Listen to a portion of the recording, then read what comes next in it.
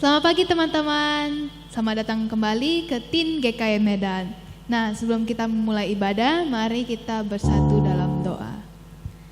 Terima kasih ya Tuhan untuk waktu yang Kau berikan kepada kami hari ini, sehingga kami dapat beribadah meskipun di rumah kita masing-masing. Kiranya Engkau persiapkan hati kita agar kami dapat mendengar dan fokus dan dapat merenungkan firman-Mu dengan baik ya Tuhan. Terima kasih segalanya, kami berdoa dan mengucap syukur. Amin. Betapa hebat, betapa kuat Tuhan. Mari sama-sama kita menyanyikan lagu bersama, betapa hebat.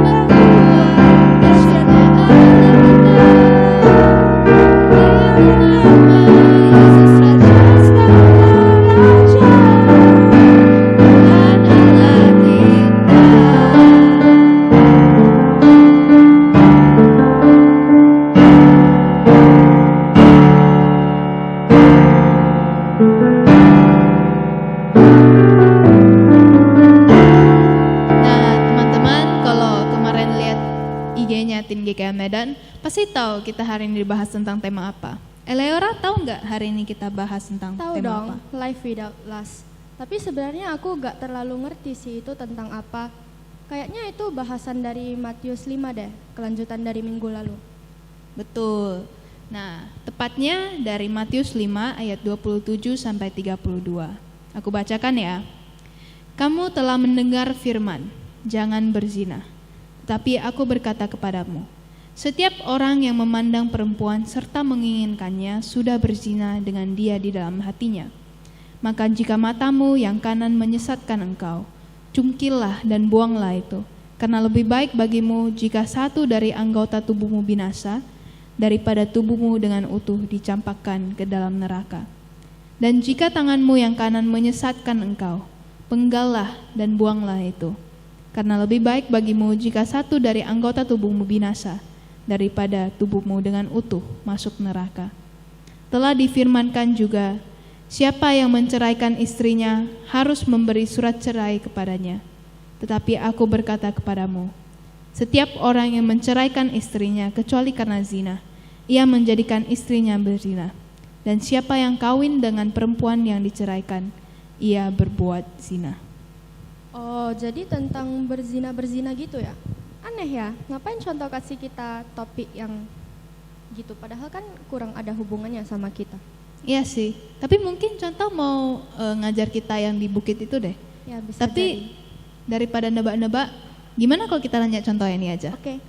Halo contoh. Hai. Contoh kenapa ya kita bahas tentang topik ini? Padahal ya gak ada hubungan dengan kehidupan kita sehari-hari. Iya ya.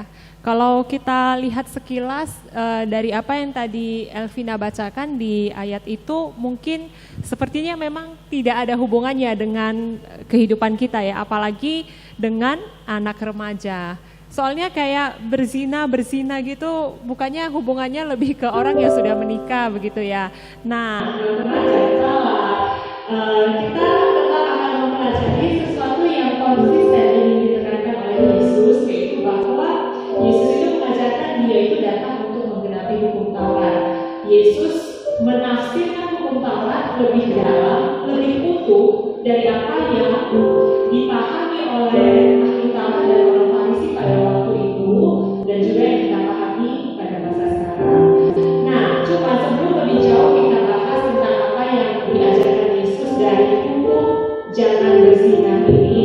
Ini hukum Taurat yang ketujuh ya. Nah, sebelum kita bahas lebih jauh tentang apa yang diajarkan Yesus tentang hukum ini, hari ini spesial kita telah mengundang seseorang jauh dari Israel. Jadi seorang yang akan menjelaskan kepada kita pengertian dari jangan berzina itu menurut tradisi, menurut apa yang dipahami oleh orang Yahudi. Kita telah mengundang seorang ahli Taurat, Bapak Farisi, yang kita singkat saja dengan Basi. Bapak Farisi ya. Bapak Farisi hari ini sudah datang di studio tinggi kayak Medan. Oleh sebab itu mari kita undang ya. Basi, silakan.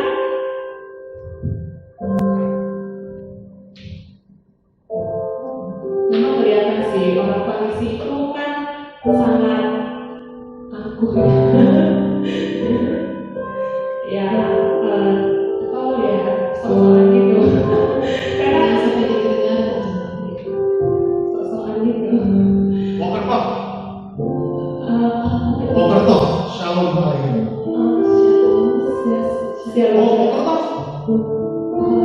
Wokertoh. Gak ngerti Wokertoh? Gak ngerti? Wah, itu bahasa biasa kalau di Israel. Ya, tapi biasa kalau pagi Wokertoh, selamat pagi maksudnya. Oh gitu. Ya. Wokertoh.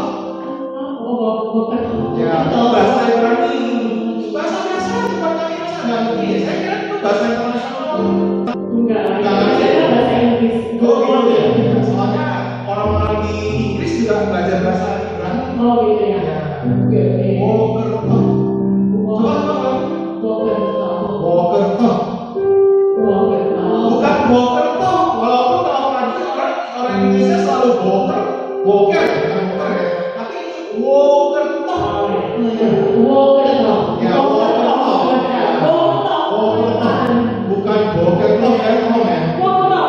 Tapi ngomong-ngomong di Indonesia kok gelap ya langitnya. Kayaknya mungkin, aduh, apa ya? Mati lampu kali di Indonesia ya? Oh, apa ya.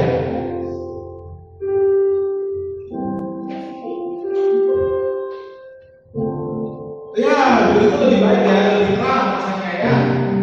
Pak Farisi nggak ada kata-kata mengganti itu? Oh tidak apa-apa, saya tidak akan kacamata juga bisa melihat kemuliaan Allah dari mata saya. Ya, karena saya setiap hari melakukan Taurat dengan taat. Ya, harus kayak gitu baru bisa melihat kemuliaan Tuhan. Memang tidak salah ya kita undang Bapak Farisi Basi hari ini untuk menjelaskan ini Pak. Jadi tadi kita bahas tentang hukum jangan berzina itu. Jadi kami minta Bapak untuk menjelaskan. Oh, jangan berzina itu hal yang gampang dan saya nggak mungkin melakukan hal itu. Ya, karena jangan berzina. Ya nggak boleh lakukan, bisa dihukum mati kalau melakukannya. Benar, Bapak Farisi sudah punya istri belum ya? Oh belum, walaupun saya nggak punya istri dan nanti ya mungkin baru saya punya istri akan lama ya, tapi saya nggak Ya kalau gitu wajar dong bapak belum berzina. Soalnya cuma orang yang menikah yang bisa berzina. Oh, siapa bilang? Ya kalau di Israel itu berzina, ya mungkin saya perlu jelaskan ya artinya berzina ya biar nggak salah paham ya. Mungkin di Indonesia beda arti berzina ya. Nah di apa namanya di orang-orang Yahudi itu berzina itu maksudnya hubungan seksual antara seorang pria dengan wanita yang sudah menikah.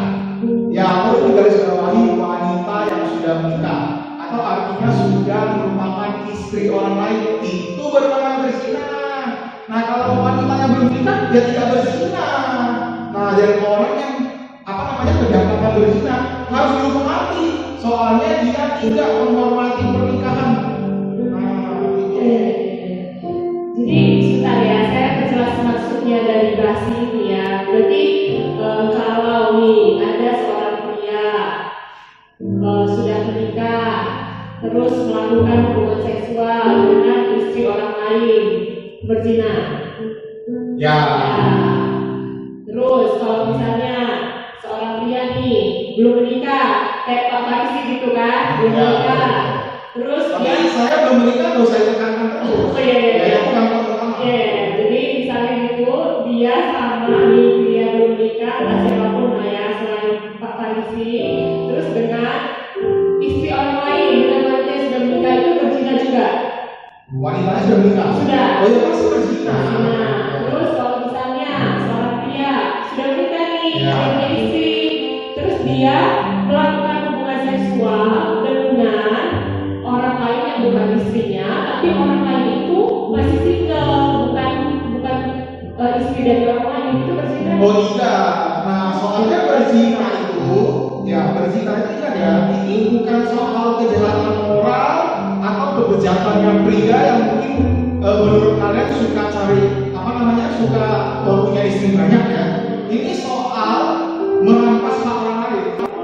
Jadi kan tadi saya bilang wanita yang sudah menikah atau sudah istri orang. Nah kalau seorang pria ini melakukan hubungan seksual dengan wanita yang sudah menikah, itu artinya merampas hak suaminya. Karena kalau orang sudah menikah, itu adalah wanita itu adalah hak dari suaminya. Nah contoh lagi saya kasih ini ya. Nah kalau misalnya seorang pria sudah menikah atau belum menikah, kalau dia ini kaya nih ya, punya budak perempuan yang banyak, dia mau melakukan hubungan seksual dengan budak-budak itu boleh aja.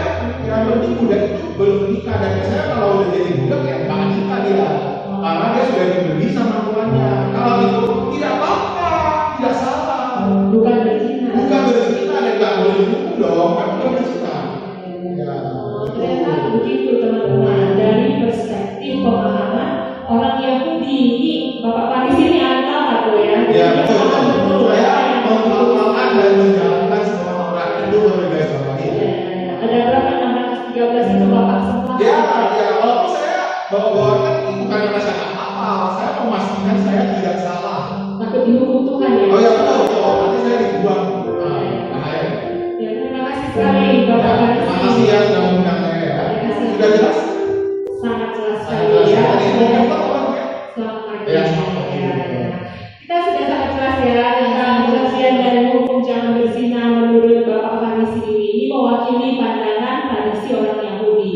Tapi sekarang saya juga semakin jelas kenapa di awal tadi Bapak Farisi atau Basi ini mengatakan tidak akan pernah melakukan perzinahan. Karena pengertian perzinahan dari Basi ini ya seperti yang dijelaskan tadi, gitu ya. Ya, betul ya. Ya, nah, teman-teman hari ini kita akan bahas lebih lanjut tentang pengertian jangan berzina dari perspektifnya Yesus. Nah, jadi saya kira sampai di sini Pak Basi perjumpaan kita, karena kami akan bahas lebih lanjut dari perspektif Yesus. Kami yakin Pak Farisi ini juga sudah pernah dengar pengajaran Yesus. Oh ya, nggak cocok sama saya kalau saya dengar telinga saya panas. Iya. Soalnya pengajaran Yesus yang basi. Iya. Ya dia nggak sesuai Taurat. Jangan yang saya pergi aja kalau dia. Saya pamit dulu ya. Terima kasih ya sudah undang saya. Lain kali kalau ada Taurat yang nggak ngerti, silakan undang saya. Saya senang kalau diundang. Ya, Terima kasih ya.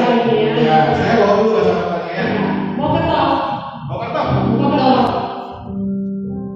Hati-hati, Basi. Jadi gelap semua. Jadi gelap.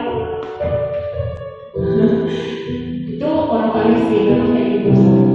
Dari pakaiannya kelihatan Farisi modern agak jas gitu. Kalau Farisi zaman Yesus itu dulu pakaiannya, pokoknya kalau kita lihat aja dari pakaiannya kita bisa tahu kalau Farisi gitu. Nah, teman-teman, kalau tadi kita sudah dengar perspektif orang Farisi atau orang Yahudi dalam menafsirkan hukum jangan berzina, Yesus mengajarkan lebih dalam dari apa yang dipahami oleh orang Farisi itu. Dan jadi Yesus mengatakan begini dalam hukum itu. Tadi Alvina juga sudah bacakan ke kita. Kan kamu sudah dengar firman kan? Dikatakan hukum Taurat apa? Jangan berzina. Pengertiannya seperti tadi orang Farisi katakan. Nah sekarang Yesus ngomong begini, tapi aku berkata kepadamu, barang siapa yang memandang orang lain dan menginginkannya dalam hatinya, dia itu sudah berzina dalam hati. Nah ini yang diajarkan Yesus teman-teman. Tapi apa enggak terlalu lebay ya contoh? Masa lihat wanita itu udah berzina sih? Lebay ya? Iya. Begini ya, yang dimaksudkan Yesus itu bukan cuma sekedar memandang biasa ya. Jadi gini, kalau Yesus ngomong cuma memandang Yesus berzina, ya saya setuju itu lebay. Tapi yang dimaksudkan oleh Yesus dalam bagian yang tadi itu bukan seperti itu. Jadi begini ya, kalau misalnya ada seorang pria melihat kayak kita nih cewek cantik gitu kan, lalu dia itu lihat kita, cantik banget cewek ini. Terus kan dia seperti mengagumi, memandang cewek itu dan mengagumi, wih cantik banget. Itu sih bukan berzina, tapi itu adalah reaksi yang normal ya dari seorang pria melihat keindahan, melihat wanita cantik, bisa wih cantik ya. Sebaliknya nih, kalau kita cewek-cewek misalnya, kita lihat artis Korea siapa, misalnya ini gitu atau siapa lah gitu ya.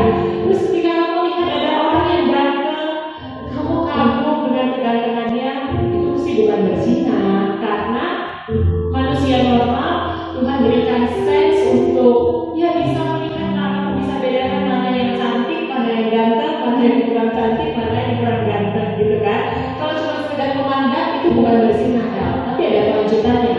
Yesus katakan dia bukan cuma memandang, tapi menginginkannya. Nah yang dimaksud dengan berzina dalam hati itu adalah ketika misalnya kamu memandang orang itu cantik, terus berlanjut.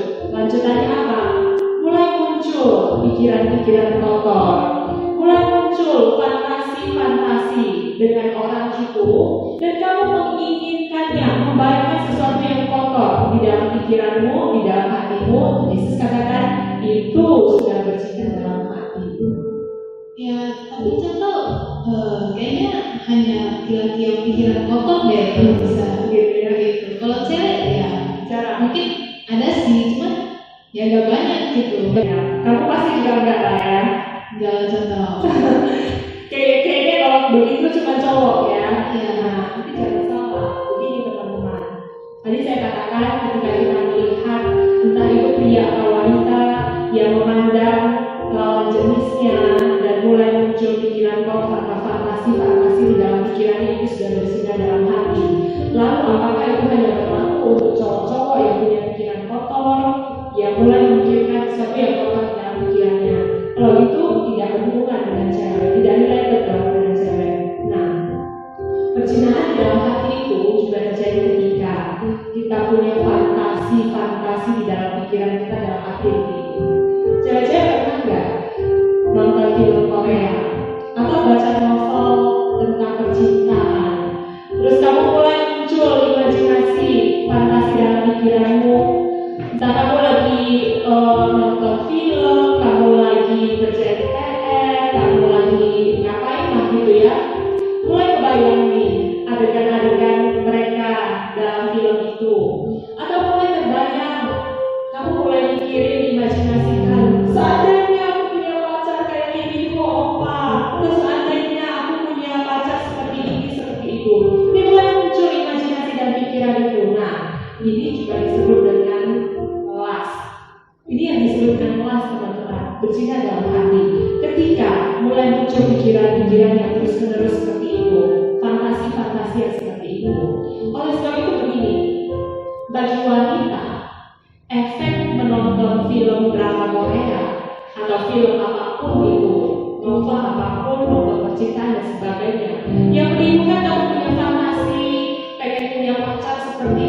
seperti itu sama dengan efeknya ketika seorang nonton film porno, dan itu disebut dengan lust.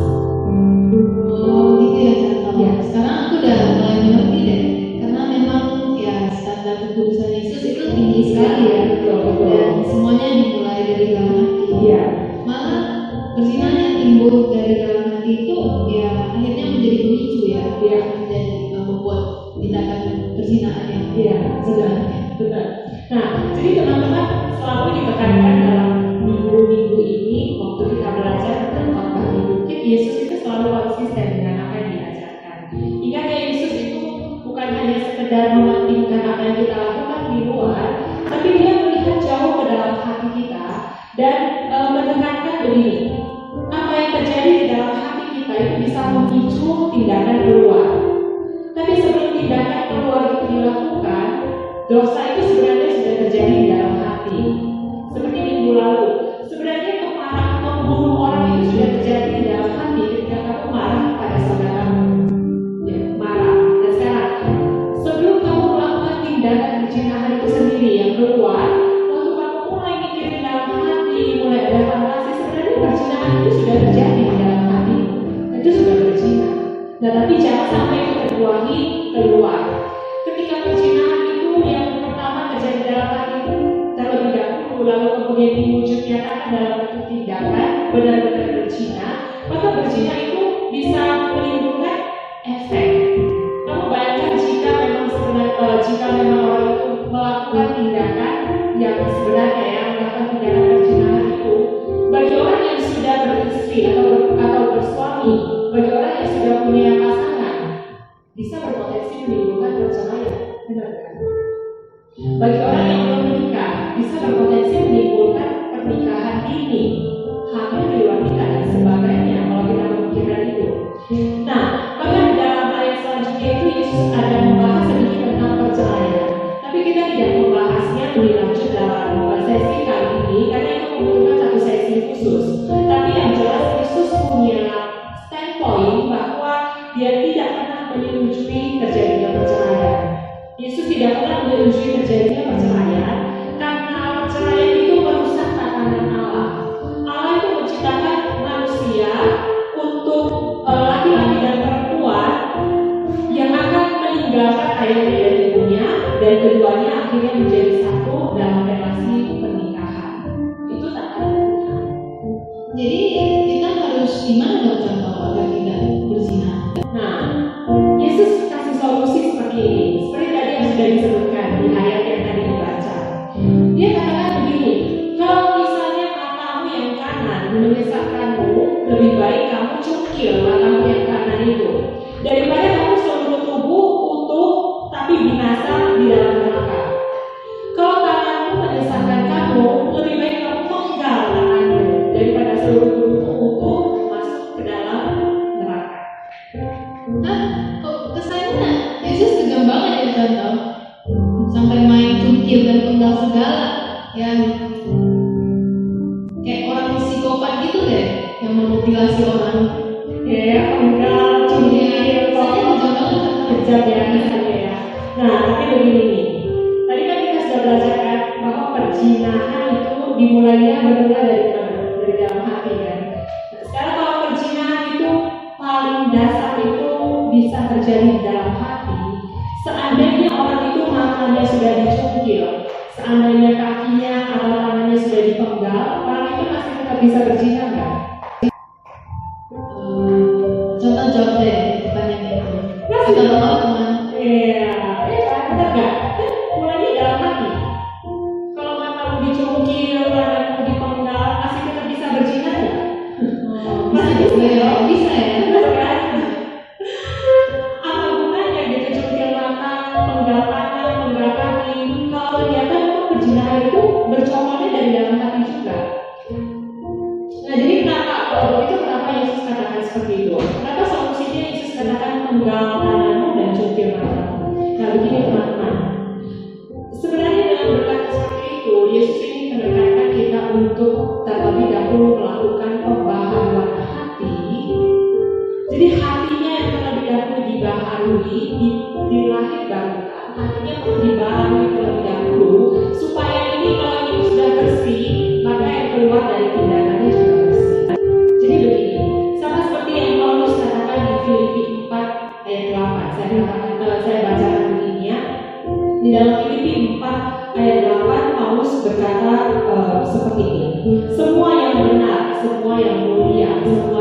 adil, semua yang suci, semua yang manis, semua yang sedang didengar, semua yang disebut kebajikan dan patut dipuji.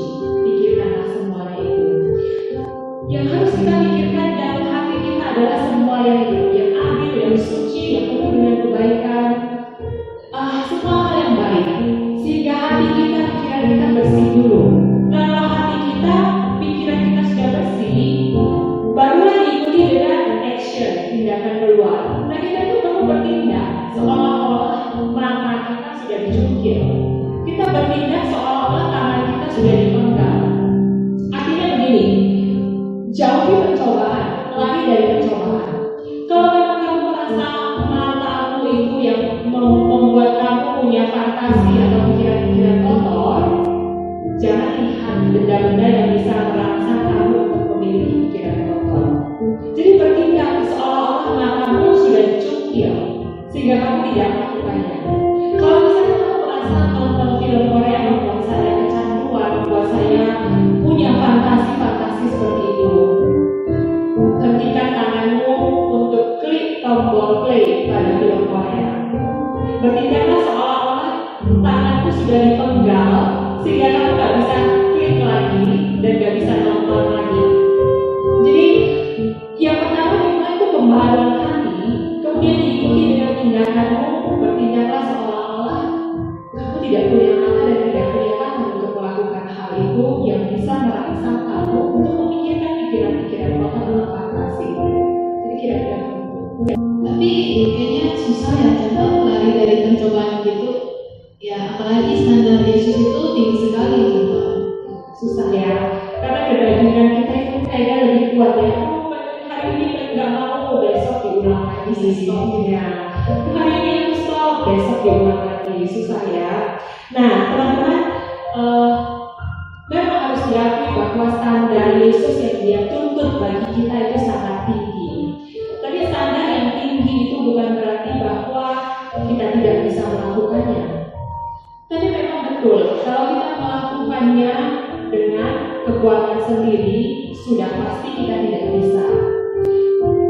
Solusi yang Yesus tawarkan adalah satu solusi yang di luar jangkauan dan pikiran kita. Yesus tahu kita tidak akan sanggup, tidak akan pernah bisa melakukannya.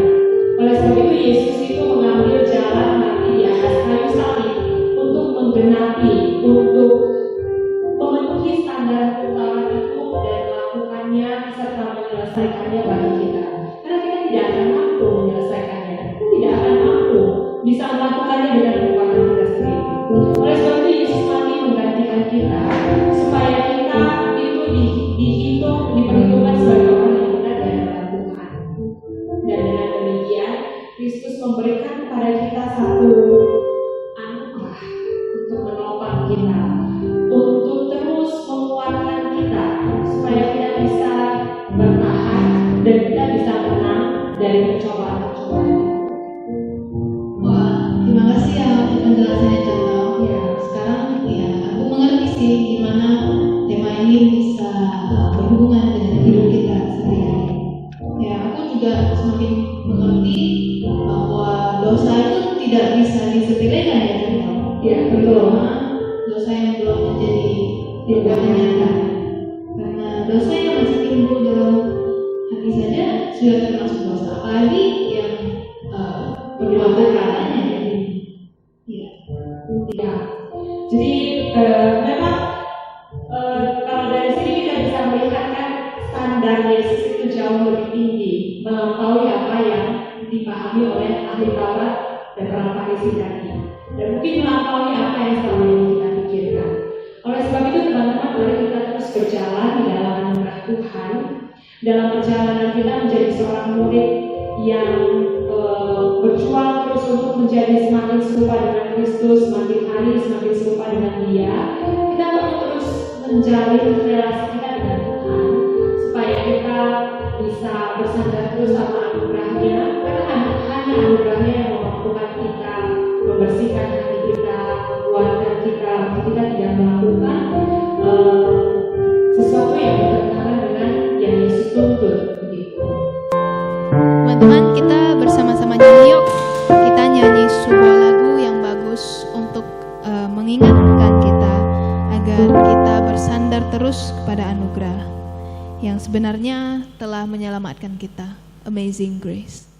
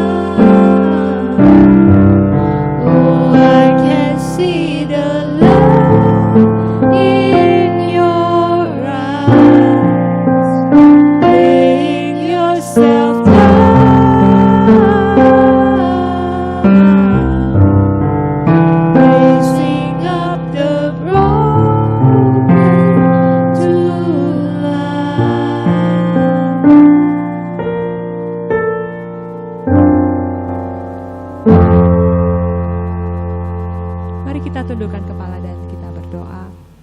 Tuhan, kami bersyukur untuk firman-Mu, untuk pengajaran-Mu yang Engkau ingin sampaikan dan telah ajarkan kepada kami. Tolong kami Tuhan, barui hati kami, supaya kami boleh belajar terus untuk menjadi seorang murid yang diperbarui dari dalam hati kami, sehingga kelakuan kami, tindakan kami bisa selaras dengan apa yang Engkau ajarkan. Biarlah anugerah-Mu terus menopang kami, dan kami boleh hidup terus bersandar kepada anugerah Tuhan, agar kami boleh punya hati, pikiran yang bersih, yang mulia, memikirkan segala sesuatu yang baik, yang suci, yang adil, yang sedap didengar, dan yang terpuji. Terima kasih Tuhan, tolong setiap anak-Mu untuk kami boleh hidup berlandaskan kepada firman-Mu. Dalam nama Tuhan Yesus kami menaikkan doa kami. Amin. Ya teman-teman, jadi sekian persekutuan remaja kita hari ini. Kita pamit dulu, sampai jumpa minggu depan. Bye-bye.